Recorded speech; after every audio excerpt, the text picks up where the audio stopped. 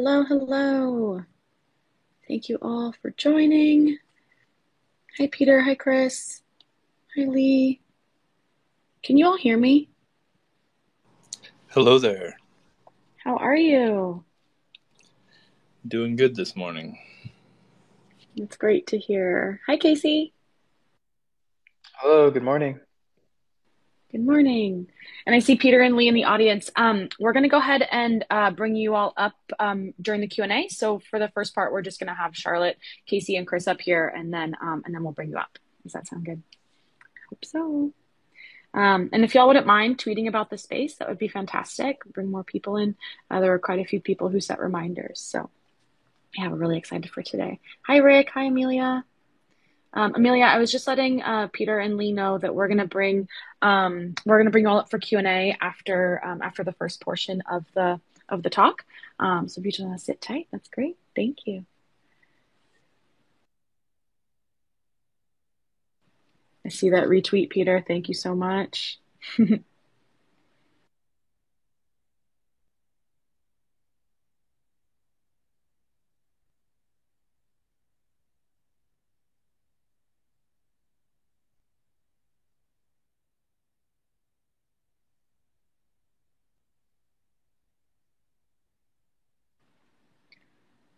Hello, Lala. It's so good to see you. And Golan, Matto. Hi, everyone.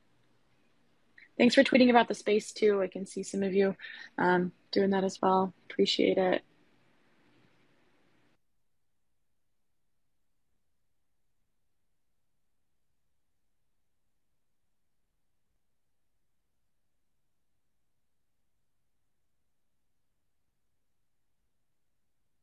I see Charlotte. I'm gonna invite you up to speak. Hello, hello.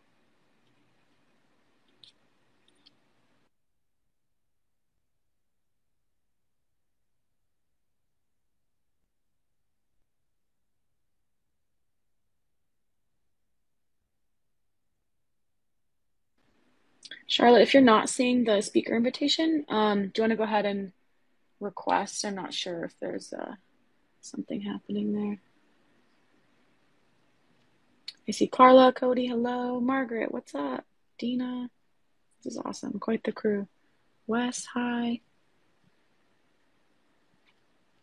I think. Chris, I have a question. Where are you calling in from? Where are you based? We are out here in Denver, Colorado. Oh, nice. Love Denver.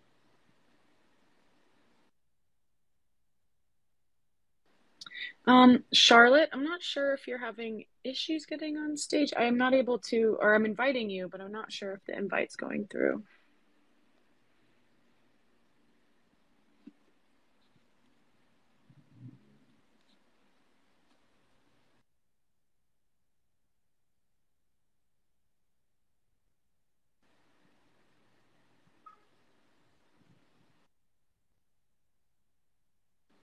All right, everyone, thank you for your patience. Just having a little bit of Twitter technical difficulties. Nothing we're not used to.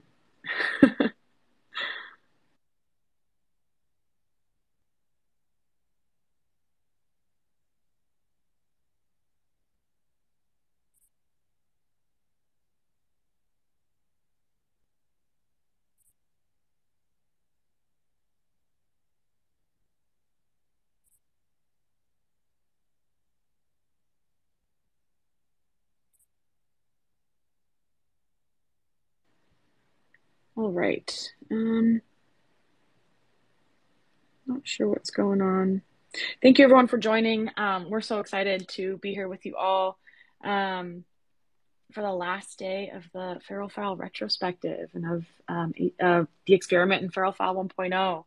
It feels like it's been such a journey, and I know that a lot of you have been coming to each and every talk. So really, thank you so much. It's really, really wonderful to see, and honestly, so humbling. We're just waiting for Charlotte to get on stage. I think there's just a little bit of a technical difficulty, but hopefully we will be able to bring her on soon. I believe she's trying now. So, yeah, I do want to be mindful of time. So maybe I'll get started, and then during the intro, Maybe she'll be able to get on. Does that sound good? Why don't we just get started? Oh, she's left. We'll give it one more minute. Yeah. She might be reinstalling Twitter. I removed it from my phone. I had to reinstall it just for today's talk. Oh, gosh. Well, thank you for doing that. Oh, here she And is. I'm Okay. here. Hi, everyone. Sorry about that. All good. Glad you could make it. Thank you all so much. Okay, let's get started. So hello and welcome to the FeRALfile Retrospective Conversation Series with artists and curators. My name is Elizabeth Sweet and I'm the communications lead at FeRALfile. Today we are here for our final conversation of the retrospective series, and I'm so happy to be joined by Casey Reese, Chris Coleman, and Charlotte Kent. Really, thank you all so much for being here, and thank you everyone in the audience for being here as well. I was just saying that, a lot of you have been coming to every single talk, and we see you, and we're so grateful. Now, before we get into it, and for the last time of the series, I want to give a bit of context for why we're here.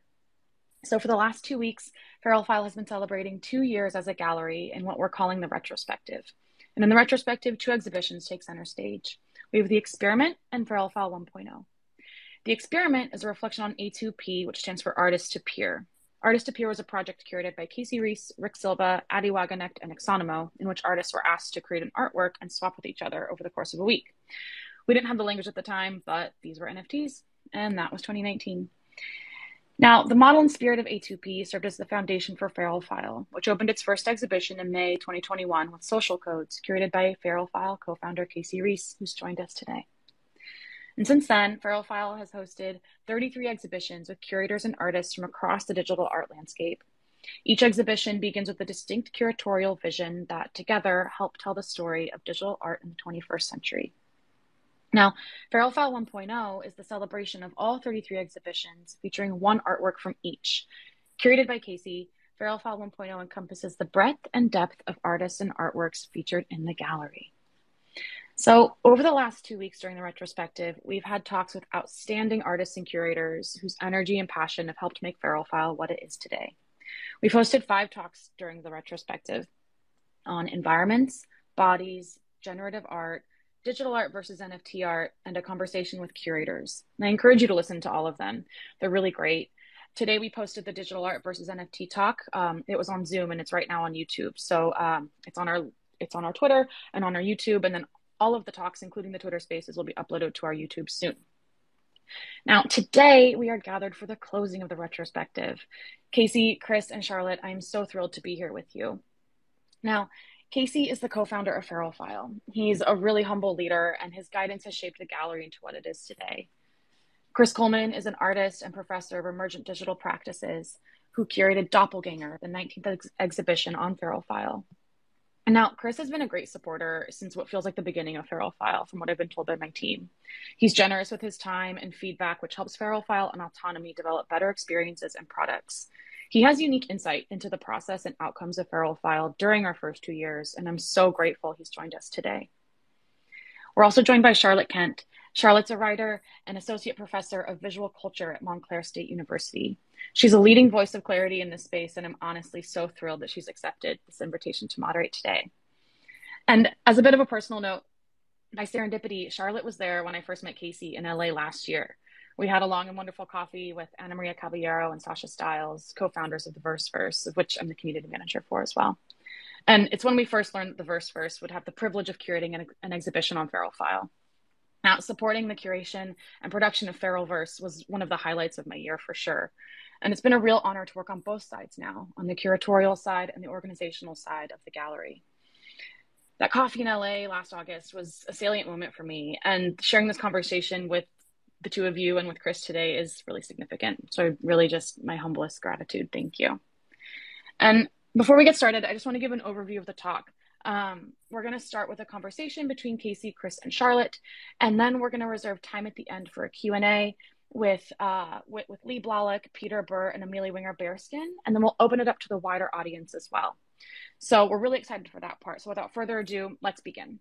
Now, I'd love to begin with Chris, asking you to introduce yourself a bit, and then I'll hand it over to Charlotte to get the conversation kicked off. So as I mentioned, Chris curated Doppelganger, which was the 19th exhibition on FeRALfile. And so, Chris, could you tell us just a brief bit about the exhibition, and then also how you first learned about FeRALfile? Thanks. Yeah, sure, no problem. So the Feral File Doppelganger exhibition was a proposal that I submitted during the first open proposal period. I was very interested in the time at where the digital and the physical connect and bridge, and I'm someone who professionally is very interested in and teach digital fabrication. And I knew a number of artists who danced along those lines in some really interesting ways, thinking of someone like Sophie Kahn and Jeremy Bailey has certainly played in that space as well. And I just wanted to see what was possible and what a show could look like. And certainly Feral File was one of those few platforms where they were open to the idea that suddenly not only are we selling NFTs, but we're going to co-manage a giant spreadsheet of sending things to Shapeways, who then would send artwork directly to all of the buyers, which was its own kind of insanity. But I think the other really interesting thing about curating that particular show was actually working closely with the artists, both as a curator but also as a digital facilitator. Some of them had never done any digital fabrication before. And so I actually did a lot of work helping make sure models were manifold and watertight, and or even thinking about what it meant to take something from a digital entity like the Turbo Avedon and turn that into a real thing. So that was even its own sort of curious and interesting process. And I found out about Feral File actually being part of the second edition of the A2P, and then continuing to have discussions with Casey over time about his incoming ideas about a platform. I feel like I've been listening to him spin up these big ideas for quite some time. And so then when the first show for Feral File came out, I was so excited. And I have been collecting and sharing and diving in ever since at every chance I get. Thank you so. Go ahead. Thank you so much, Charlotte. I'll pass it to you. Thank you, Chris, for that opening and that introduction. I am just thrilled to be here with both you and Casey. I was thinking a lot about this conversation, it being sort of positioned as this closing, and yet the Feral File retrospective sort of being this space that's holding this moment between all the shows that happened over the last 2 years and this new thing that's coming, and just really thinking about how we're in the middle of things. We're in the middle between the first version of Feral File and what's about to come. And it's not just that, the first version is over or the new version is about to start, because also what Feral File has been is here, and what it's about to become is here in our imaginations in some sense, especially with the first show opening tomorrow. So I was sort of thinking about what it would be like if we could just take this conversation today as a way of being in this moment in the middle, and maybe open that up as something that is kind of actually where we always are, and how challenging that is as a way of practice in the arts, especially with, so much sort of always these ideas of openings and closures and, highs and lows. And the way as I sat with it, like Feral File kind of always positions us in the middle of things. And because I started to think about the way, Casey, in your opening curatorial statement, you had said, and I'm going to quote here, Feral File started with a simple idea, a gallery that's open all day, every day, where artworks are available to anyone across the globe with access to a network connection. Each exhibition has an opening, but it never closes. The artwork remains available. You don't need to collect it to enjoy it. It's always accessible to you. And so this idea of being able to see an exhibition forever, making something persist, the text, so to speak, is always open. And that opportunity to experience a work without necessitating ownership and to be able to perceive an exhibition perpetually means its initial context also segues through time while always in it in a way. And so, Casey, since you've spoken about having shows that once closed that no one would get to see again, I was wondering, how do you think about this idea of always being in the middle of all these shows? And what does that allow? But also, what kind of management is necessary for that? So maybe if we could just start there. Great. Hi, Charlotte. Hi, Chris. I want to start by saying that these ideas go back a long time, and that, for example, in the mid 1990s, the idea of net art, the idea of using the web as a way for artists to publish their own work. I sometimes think of artists as like a form of digital artist book. Like net art is a form of like digital art book, like publishing things, having that autonomy, having things be accessible in this different way, having the ability to self-release work. For me, that's really what net art was about, and what those are ideas that Ferrophile is like picking up, much later at the moment. And I think a lot of us know from releasing things in the 1990s and maintaining them and doing work to keep them running over all these years that is a really daunting challenge. And sometimes things fall apart outside of control as technical systems change, as tech specs change. And that is something that it's an express aim of Ferrophile, is to keep this work running as best we can for as long as we can. And maybe I'll pause there for a moment. So I guess one of the things I was thinking about is, in a sense, and I think it's nice that you bring it up in the sense that, net art tried to position, net art was sort of about this, but then also this responsibility and also possibility when it's when it's fun, to always be managing works as things change. Things aren't done, right? And I think that's one of the reasons I was thinking about this, like this notion of being in the middle of things, because it really, often when people talk about iteration, they talk about it as like, doing something new, like there's this newness to it. And I don't want to, undermine that notion of like necessarily the new, because I understand why that's valuable too. But it also just means that something's always growing. And I thought it was interesting to think about how the persistence of something and being always in the middle of something because of this ongoing relationship with it also means that context changes. Something isn't just of one point in time. And how, what does that become like, right? In the sense that even though across many of these conversations, we've talked about A2P, right? And so in this way in which A2P lives on in and through Ferrophile, right? And then the way it's going to continue in this yet new context that's about to be open tomorrow. And so what's it like in that sense, the sort of liminality of having something be of one moment, but also be in the present, right? How do you sort of manage that shifting context and manage, or even I can maybe put it as like, how do you enjoy knowing that the context will shift as you're always in the middle of it? And this goes to both of you. Chris, by all means, pipe in. Yeah, I just want to talk about aesthetic experience for a moment, and sort of my experience with other kinds of digital media, one being text. Like reading a novel when I'm 20, reading it again when I'm 50, coming back to things and how I perceive it to be different, how the world has changed in between, how I've changed, and having that aesthetic experience again.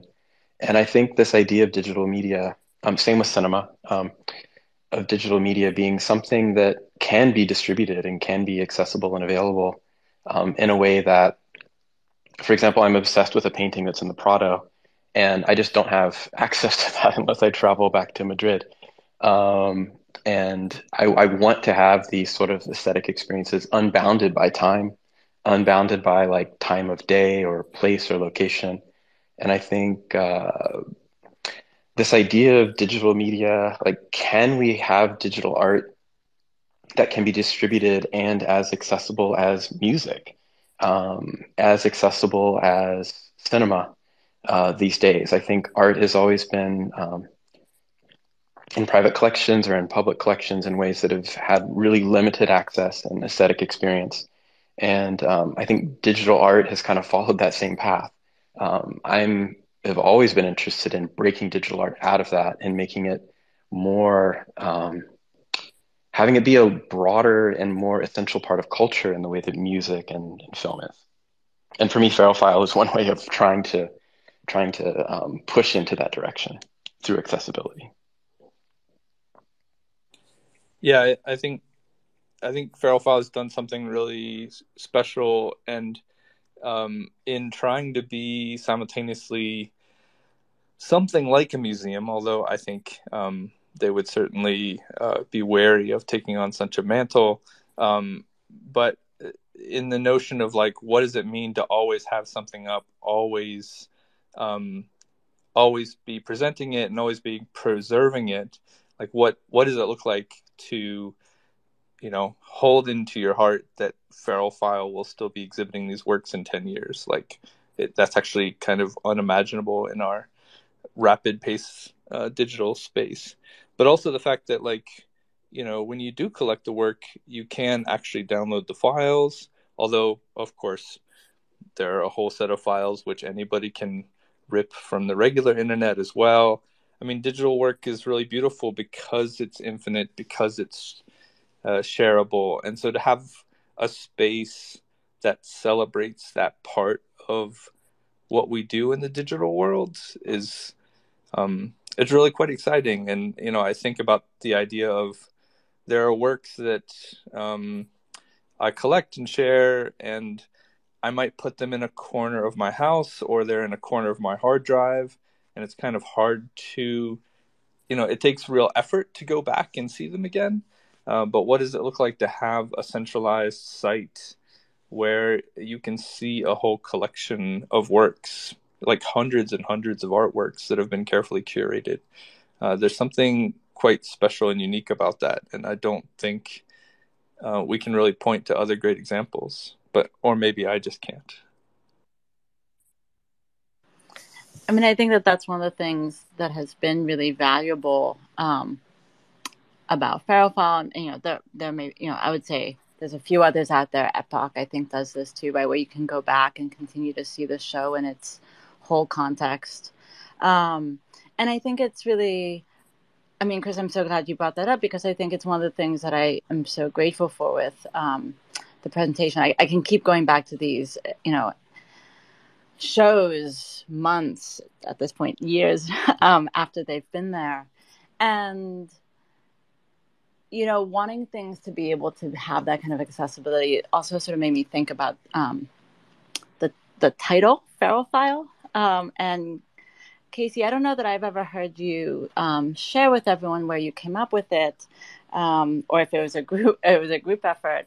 But I couldn't help but think of the fact that feral is a word used for a domesticated creature that is gone wild and that is now no longer being contained within the domesticated sphere. And file sort of referencing the sort of history of archives and, order. It even has like some military context to it. It seems like so many words do. At any rate, that's another detour. But yeah, that's a bit of a fitting association for me, is the military connotation. It was more like file-based art. Like, in the end, the stuff is all files. Like, this is an MP4 file, this is a WAV file, this is a .js file. So it was really meant to just, I mean, it's not like a deep name meaning. It's just sort of like comparing the wildness with the sort of the technical constraints of what a file is, and having that contradiction there. And the name was developed with Willa Cooner. Like, she was doing editorial work with us at the time, and I think we went through the exercise, and that's what came out the other end. But when you were imagining these files, any kind, being feral, what was that? What was that vision, right? What was the feral? What was the wild that you wanted to see? I think it is just meant to refer to artists always experimenting, always doing the unexpected, or ways of breaking or altering or modifying technology in ways that just go beyond the way things usually happen. I mean, and that's happened over and over again with Feral File. Like just artists making requests of, can we do this? Can we do that? Can we do this other thing? And that's been so exciting about this process is in the way that the curators and the artists working on the shows have really pushed Feral File into new pathways that were completely unexpected when it first started. So for me, that's kind of what the feralness is. Chris, given your insights, have you noticed? Are there things that you have noticed have gone wild, so to speak, at Feral File in your participation there and so forth? Are there things that you couldn't have imagined would be what would go wild? I think the most exciting part has been the intense variety of curation that's come around. And so constantly being introduced to, we all have our own circles. Someone once told me like, oh, you're basically inundated with all the artists and circles that came out of like Carnegie Mellon. And so like, if they're not connected to Carnegie Mellon, you don't know who they are. And and you think about how so many of the artists are the ones that you knew from your own personal like educational history, and it takes a lot of work to expand that circle. And Feral File has done a really great job of not just bringing in the curators I know, not just bringing in the artists I know already, as a 50-year-old digital art person who loves this field, but bringing in people and really surprising me with really amazing work. I mean, I think a great example is this last show right before the retrospective was just such powerful work. And I hope everybody goes back and spends more time with that when it's back up. But it opened my eyes to a whole set of artists that I just hadn't been able to link into yet. So that's one of the most feral parts of it to me. Can I just jump in real quick on that, Charlotte? Of course, please. Just like that's always my aim in whatever I'm doing, whether it's recruiting for UCLA or the processing project and the foundation or Feral File, is to get out of my own bubbles and to make opportunities that are beyond my very limited worldview. And for Feral File, that's really what the open call was all about. And yeah, I mean, I have these networks going back decades, but there's so many people who have reacted to Feral File, who've come into it that I have no contact or connection with before, and just made these extraordinary exhibitions. And I think it's always kind of a tension between coherence and trying to hold something together while continuing to sort of push into other areas. We just tried to have a balance with that with Feral File. And I agree with Chris that the last exhibition, Linda Dunas' show, was just extraordinary. And I didn't know a single one of those artists, half a year ago. And so for me, that's Feral File when it's working, is producing shows like that. I guess I might just say, as a tip to all of us, because, we talk so much about being stuck in our filter bubbles, and, even just the demands of the work we do sometimes require that we, stay within a limited terrain, our focus areas, our practice, whatever it is. Can either of you speak a little bit just about things you do just for the rest of the audience, like as, things for all of us to consider? Like, what are some of the things you do to break out, to find something that isn't already in your circle of awareness? Chris is such a extraordinary collector, in addition to everything else he does. Teaching, curating the show on Ferrophile, active artist. I mean, Chris, you've collected so much on Hic et Nunc, and Tezos-based platforms over the years. Like, how do you like cast that really wide net? I'd love to know more about that. Oh my goodness. As much as I and everybody else is hating on social media right now, I have to say that, especially as an introvert who doesn't live in New York City or LA, um, having having things like Twitter and Instagram, and spending real time just sort of sauntering through other people's shares and feeds has been like a huge improvement in my ability to see and understand other people's works. And so then when something like Hic et Nunc came around, um, it's the same thing. Like, I have my own kind of addiction to sort of like real time feeds of information. I was like hard into things like Dig and then RSS feeds. And so Hic et Nunc's real time feed of like art streaming by was, there was nothing like it, quite like it. And the idea that you could sort of grab the things as they went by, and instead of dealing with link rot, you were kind of adding things to your wallet for $1 or $5. There was something amazing about learning about lots of different people and their ways of expressing. And I love, love, love the affordability and internationality of that Hic et Nunc and now Taya space. It just, it opened up a whole world that was entirely different from what I was seeing on even things like Foundation. And I don't really surf Super Rare or anything like that. But yeah, so Lale and I have managed to collect a little over 6,000 works in the last couple of years, from just all over the world. And that's just an amazing process. And I feel like we've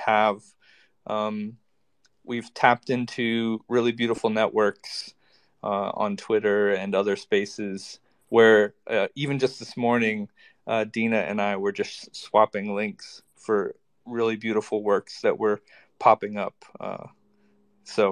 Yeah, I stay busy. Okay, you obviously stay very busy. I'm sort of overwhelmed by that, but that's great to know. Um, I wonder if, just thinking about what's to come, um, what prompted some of, the desire to shift into this next, you know, this next orientation? I mean, I understand that, the next phase is going to prioritize exhibition sets and do some other things, but like, what suddenly inspired a desire to make some of these big changes? I mean, the way that the retrospective is framed is that A2P was the experiment, and then Ferrophile 1.0 was what it is. But I really think it's been years of experimentation.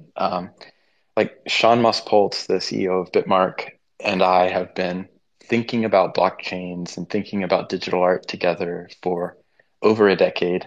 And it took us a very long time to originate the A2P project. A lot of experimentation, discussion. Um, and I really think the 2+ years, actually, we've been working on Ferrophile for 3 years now. It started in June of 2020. Um, has also just been continuing to experiment. And like, as we've done that, we've developed new possibilities for almost every show as curators and or artists request new options, new flexibility. And what I mean by that pragmatically is, um, being able to have every artist select, their own number of editions or their own, and stretching into different file types. And so after really those like many years of active experimentation, we sat down and sort of said, like, who do we really feel we are? Like, what are our values? What what do we feel is unique about FaroFile? And that's really the discussion that led to the 2.0, which is launching tomorrow.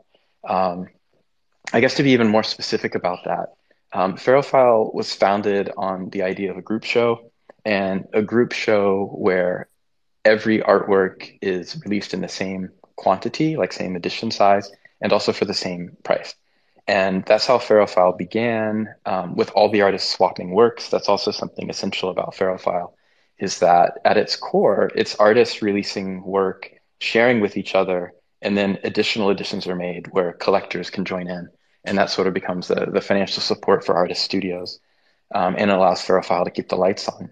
And over the years, things kind of pushed in different directions, at the request of the artist and in the spirit of experimentation, where I think the show that was the kind of the most radical for in relationship to where FaroFile began was Tina Rivers Ryan's show, Artist to Peer.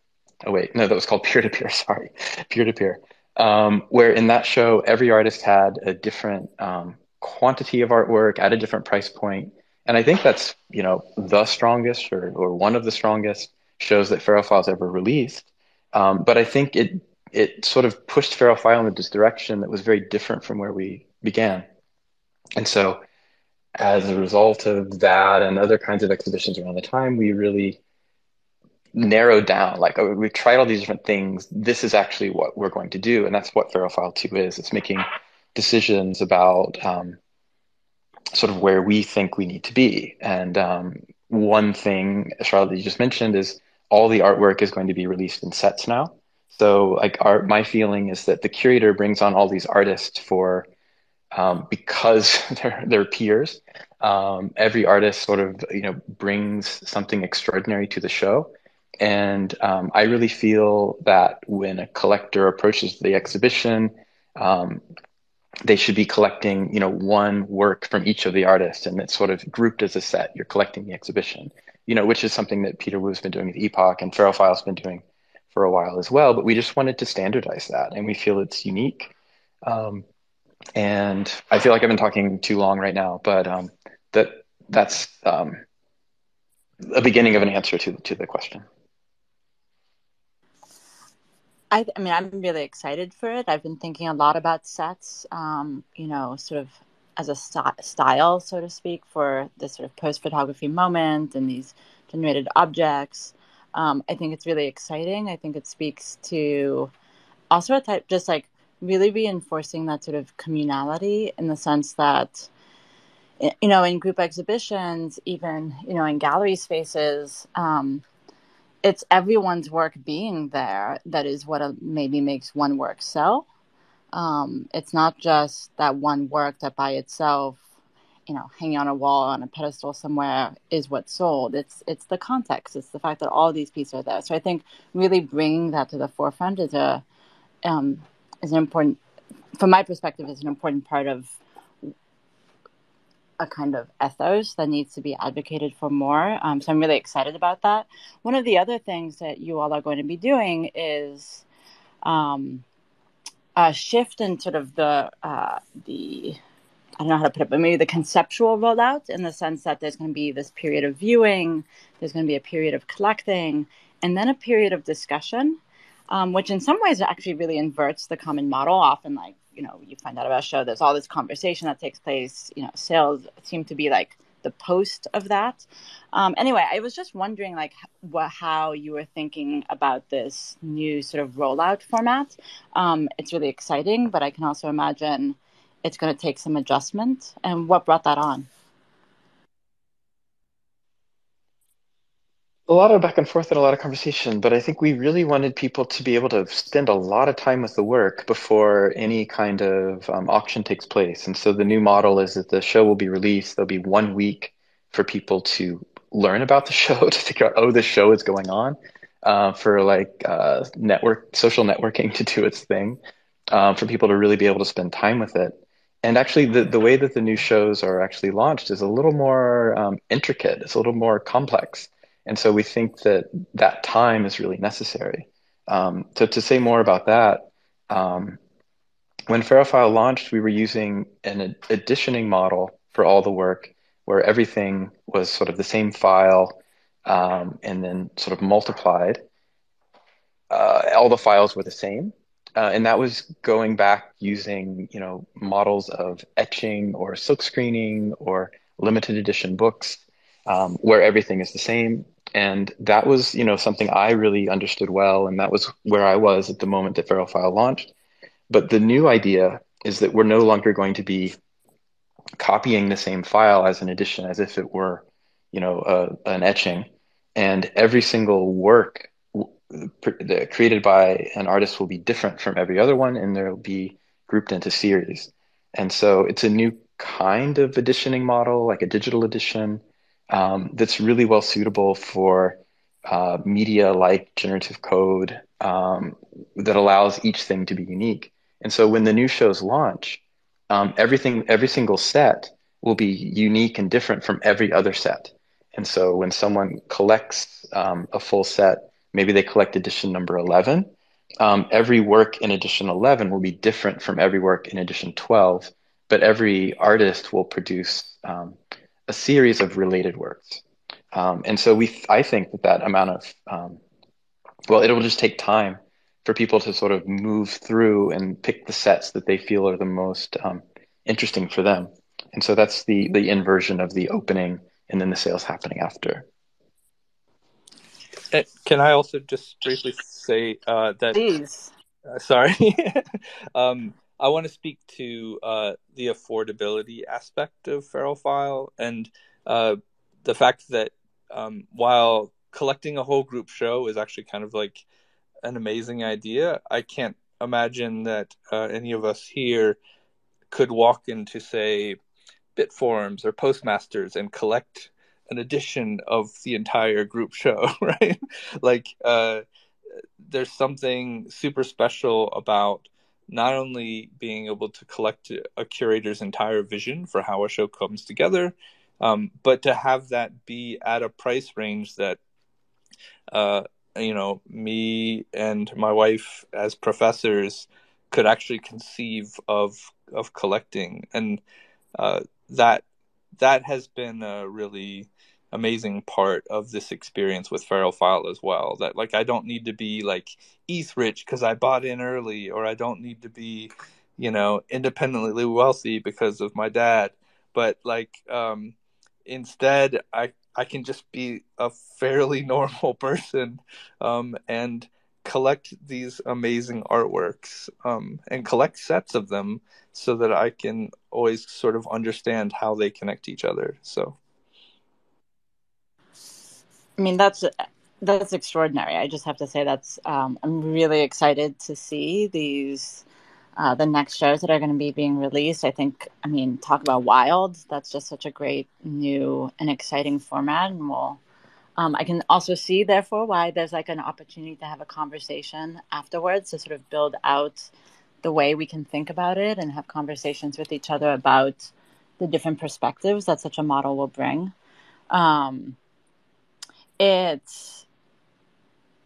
I think it also gives space for the art, which will be really lovely, just to be able to do its thing before all the words pile on. Yes, as someone who does all the word piling on a lot of the time. Just before we pass it over to, some of the many other questions that people want to ask, what are, as you're thinking, about the curatorial project coming forward and artists being interested, what are some of the things that people should keep in mind in terms of, how to think about an interest in curating a show or participating? Like, what are some of the ideas, desires, threads you want to pull on?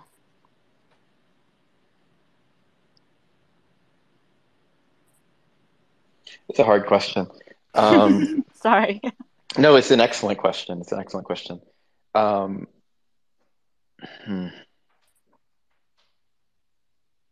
I think my head's not right there, Charlotte. I think my head's in the launch tomorrow. And I guess one thing to say is, like, FarrowFile has timescales that are a little different from a lot of other places that sort of work with NFTs. And so we have like all the exhibitions planned all the way through spring of next year. So like over the next 9 months. And so I'm starting to think about things right now about like what shows we'll be having like a year from now. But so right now is like it's kind of a moment of like a focus, and then we'll be opening up to thinking about new shows soon.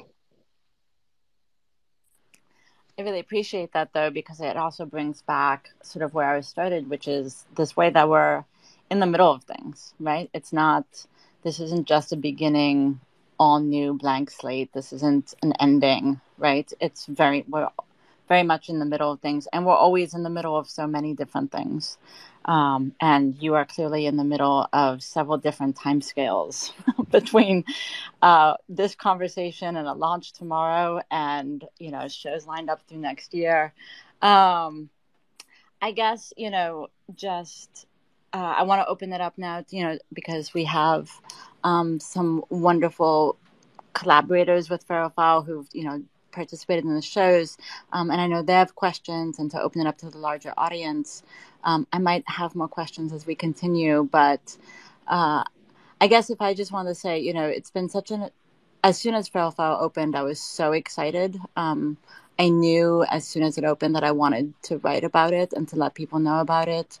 It's just been such a touchstone, I think, for myself as well as others in terms of pointing people through, some of the media hype cycle that's happened over the last few years to the fact that there's art being made and really thoughtful work, and that it's possible to present it outside of the blinginess and the,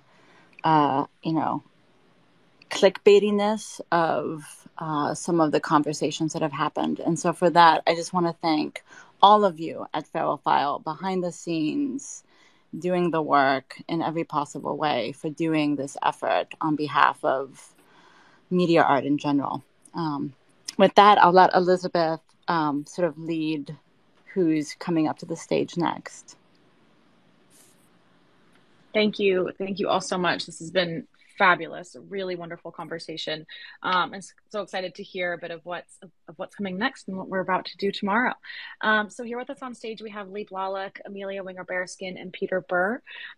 These are all artists who are featured in the retrospective. Peter Burr and Lee are both featured in A2P, and then Peter and Amelia are both in FarrowFowl 1.0. So Lee, I'd love to start with you. I believe you have a question. You have a question for us today. Yeah, thanks so much. I feel really vulnerable asking this question now. I've attended all of the talks this week, and it's just been like this. It's kind of complicated, the questions that I have, and it's just been wonderful to hear all of these perspectives. And yesterday, I really loved Rick Silva was talking about like tapping into collecting in a way that he hadn't since collecting comic books and records.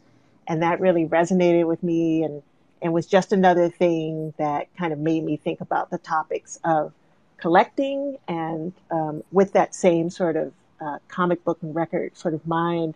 And it also made me think about the various art markets that are connected to digital art or just art in general. And these topics seem to be on completely different continents. And I'm trying to figure out how to get from one to the other. So forgive the preamble, but so there's always value in a question that's being asked and answered by putting artists and curators together to give their perspectives on a prompt, right? Like we see those works, we ingest those perspectives, and we add those to our understanding as viewers and as humans trying to make sense of the world, right? And so my interest in the other side, like the art market and this term value, was born as a consequence of A2P. And it was eye-opening and really shocking in a great way. Like the blinders came off, like I was just an artist that was making art. And now I have this gap that I need to traverse. And that's not a judgment. It's just an observation. Like I want to know all about every side of this world because education was very expensive. Like having a studio is very expensive. So as an artist, like I want to know how to continue this sustainable studio practice, but I also want to be in conversation with these folks who are curated together in an exhibition. Okay, so now my question is really about professional practice, and feel free to extract whatever you can out of these questions I'm asking. But like, as curators, as artists who collect or watch what's happening with collectors, like, have you learned anything new about the value that motivates the collector on the other side? And does that change anything for you to think about all of this simultaneously as you make work, because you're also making work? And does that change the feralness of the work you're making to any degree, now seeing that other side and having some sense of what motivates the market? That's it. Thanks, Lee. Awesome. Um, I feel like artists working in other media, meaning not digital media, not code, as one example, or 3D files, have always had choices. And I think every artist should be able to make a choice, like to either enter a market, to work with a gallery to put work for sale, or to decide that's not for me. I don't want to do that. And I feel that's like every artist's decision. It's a really personal and essential decision for everybody. And I have felt that artists working in some media, the media that we mostly show on Feral File, have not been able to make that decision for themselves because there has been no market or no healthy market or healthy ecology for collecting this kind of work. And I think that's changed in the last 3 years, largely through NFTs. And so what I'm excited about now is that places like Feral File and so many others, that artists working with digital media can make that choice for themselves. They have opportunities rather than needing to just assume that that's something cut off from them and that's something that they can never do. And so seeing artists who've been working at this for decades now be able to support themselves with their work if they want to do that, if they like want to pursue collecting and an art market, has been really wonderful to see that choice be available for people. And I've seen people be able to refocus their work, to be able to spend their best time on it. And for me, that's an extraordinary thing that's happened in the last few years.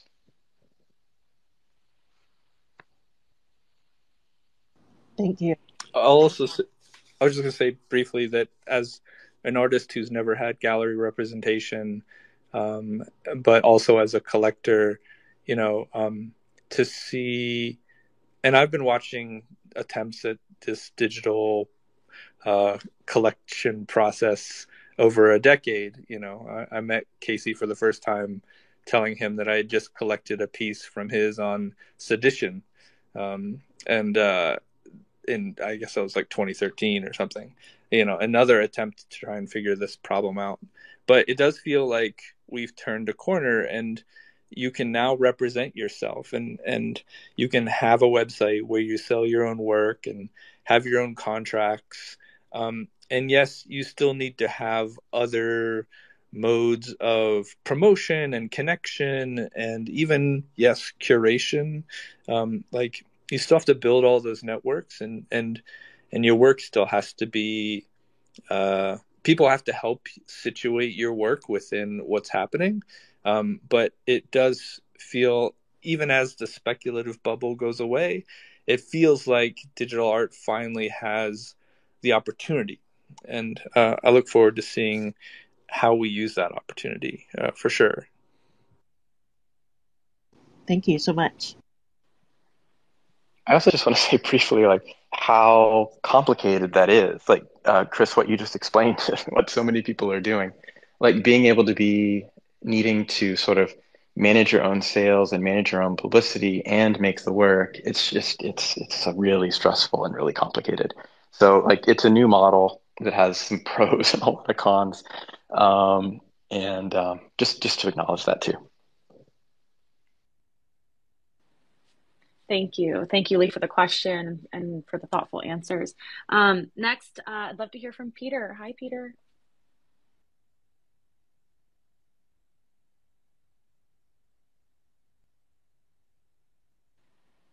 Peter, I don't know if you're intentionally muted.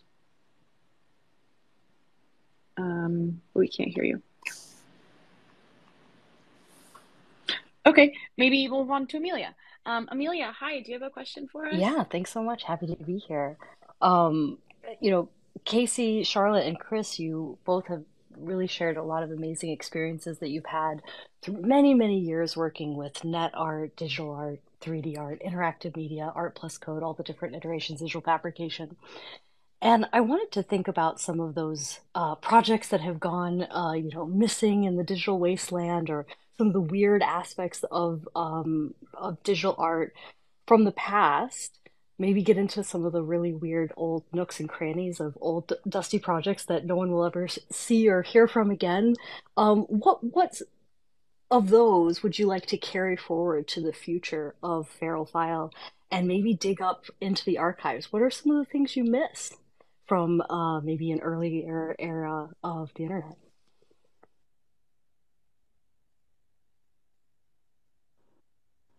I'll just say I've been trying to figure out if it's worth trying to spin up a group of students or a group of artists to revive They Rule. That was just such a powerful website explaining how all of our corporations and governments are intertwined. Yeah, that one was by Josh Ahn, socialist and artist, and I think was all made in Flash, right, Chris? Yeah, I believe so. Yeah, there's so much work that's been lost. And I guess the soapbox I always stand on is work made with proprietary platforms, like corporate entities who don't share source code. Like so much work made with Macromedia Director, then which became like Adobe Director, and work made with Flash.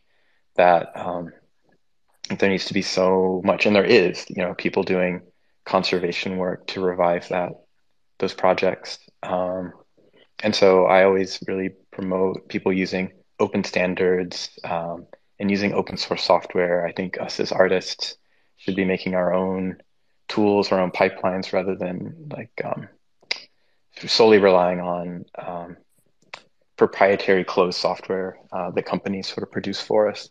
But I know that doesn't answer your question directly, Amelia. I just always end up talking about that. I mean, one show that I was really excited about with Feral File was the Lee Mulliken PCX show, where these software drawings, computer drawings made from the 1980s were sort of brought back into focus. And that's work that nobody was interested in the time, even though the artist was extremely interested in it, but people outside. And I just wonder, like, I know there's so much more research and so much more archival work to discover more and more artists like working in that era. And I think bringing that to light now and deepening our knowledge of the history of digital media is something that I hope Feral File can do more of.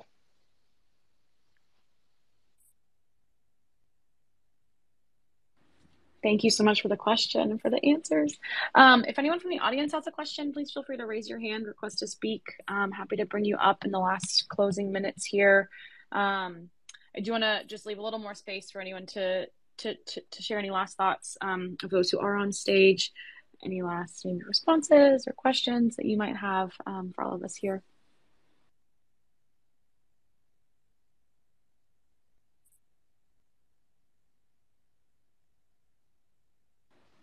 No? Okay. Well, thank you all so much. Really, this has been a wonderful conversation, a really, really great way to close the retrospective and to launch us into the next phase of Feral File. So I know there are a lot of things competing for everyone's time, and I'm really grateful for all of you here on stage and also in the audience for being here today and for choosing to celebrate these 2 years of Feral File with us.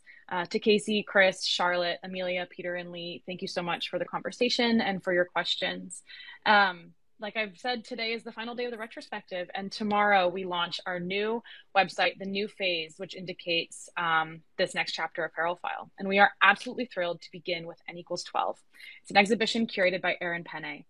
N equals 12 is a profoundly collaborative exhibition that really underscores all the values of Feralfile to date, and launches us into this next wonderful chapter.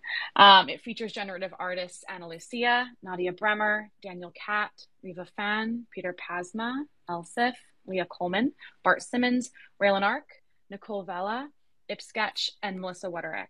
And tomorrow, the show opens at 10 a.m. on feralfile.com, and we'll have a brand new website. You'll see it.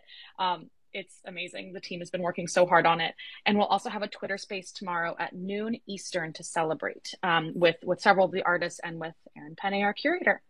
And then the following week, we're going to have an exhibition walkthrough, and that's going to be on Zoom on July 19th, Wednesday of next week at noon.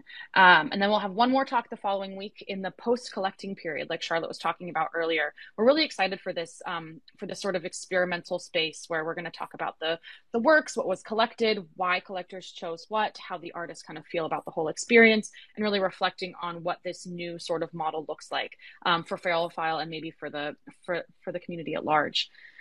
So with that, I just really want to thank you all again for being here today and throughout the retrospective. It's really been an honor to organize and host this series. I'm incredibly stoked for moving forward with all of you and with all this incredible energy. So it's really been a joy. And again, I just want to thank Charlotte, Chris, Amelia, Lee, Peter, and of course, Casey. Without Casey, none of us would really be here. So thank you all so much. And I hope that you all have a fabulous day. And we will see you tomorrow for the launch of N=12.